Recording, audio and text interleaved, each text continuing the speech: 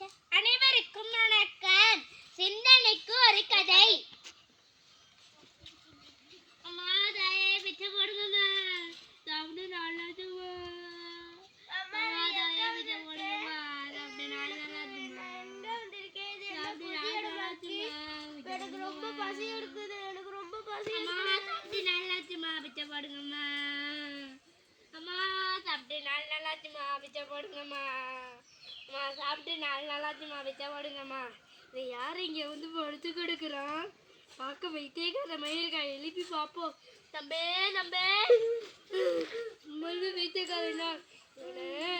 கோயில் வாசல் விட்டா நிறைய காசு சம்பாதிக்கலாம். நம்மளும் நிம்மதியா இருக்கலாம். இவன் சொல்ற ஏதையே சொல்லுவோம். யாருன்னு கேட்போம். தம்பி நீ யாரு?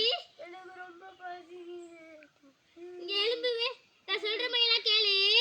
உனக்கு இரு, நான் இன்னும் சோறு போட்டு வரேன். நீ உட்காரு.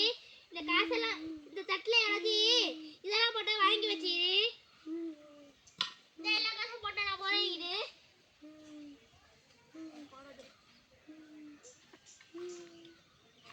அண்ணா சமைச்சேன். இந்த பைத்தியக்காரன்ல என்ன கொண்டாந்து விட்டதோ.